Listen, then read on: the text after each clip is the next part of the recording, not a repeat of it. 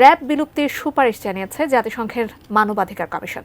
সেই সাথে পুলিশের আইনে সংশোধন আনতে ও দোষী কর্মকর্তাদের পদ থেকে অপসারণ করতে সরকারের প্রতি বিভিন্ন সুপারিশ রেখেছে বিশ্ব সংস্থাটি। একই সাথে জাতিসংঘের শান্তিরক্ষী মিশনে অংশ নিতে পারবেন না কারা, তাও জানিয়েছে জাতিসংঘের এই কমিশন। বিস্তারিত ইমতিয়াজ আলমের প্রতিবেদনে।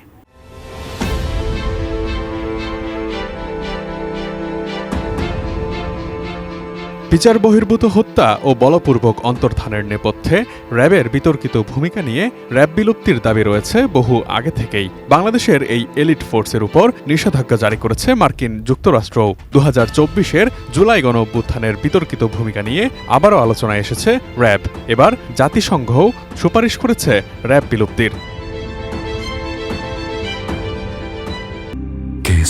শেকড় থেকে শিখরে 12 ফেব্রুয়ারি 2024 সালের জুলাই আগস্টে গণঅভ্যুত্থানে বাংলাদেশে সংগঠিত মানবাধিকার লঙ্ঘনের তদন্ত প্রতিবেদন প্রকাশ করেছে জাতিসংঘের মানবাধিকার হাই কমিশন OHCHR। এতে সরকারকে নানা সুপারিশ রেখেছে সংস্থাটি। তার মধ্যে র্যাপিড অ্যাকশন ব্যাটালিয়ন বা র্যাবকে বিলুপ্ত করা এবং গুরুতর মানবাধিকার লঙ্ঘনের সঙ্গে জড়িত নন এমন কর্মীদের নিজ নিজ ইউনিটে ফিরিয়ে নেয়ার সুপারিশ করেছে আন্তর্জাতিক এই সংস্থাটি। তদন্ত প্রতিবেদনে পুলিশ ও নিরাপত্তা বিভাগে বলা হয়েছে, আন্তর্জাতিক মানবাধিকারের নিয়মাবলী এবং মানদণ্ডের সঙ্গে সঙ্গতিপূর্ণ বাংলাদেশের পুলিশ প্রবিধানগুলোকে সংশোধন করা প্রয়োজন। সামরিক ও আধা সামরিক বাহিনীকে বর্মবিদ্ধ গোলাবারুদ দেয়া সীমিত করার কথা জানিয়ে জাতিসংঘের মানবাধিকার কমিশন বলছে, ধাতব শর্ট গোলাবারুদ দিয়ে পুলিশ এবং অন্যান্য নিরাপত্তা বাহিনীকে সজ্জিত করার চর্চা বন্ধ করা এবং প্রাণঘাতী কৌশল, অস্ত্র ও গোলাবারুদ ব্যবহার সীমিত করার সুপারিশ করছে মানবাধিকার কমিশন।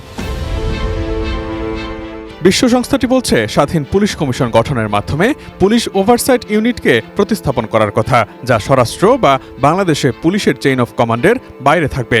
খসড়া 2007 পুলিশ অধ্যাদেশের উপর ভিত্তি করে 1861 সালের পুলিশ আইনের পাশাপাশি মেট্রোপলিটন পুলিশ অধ্যাদেশগুলোকে আইন দিয়ে প্রতিস্থাপন করার কথা জানায় জাতিসংঘ।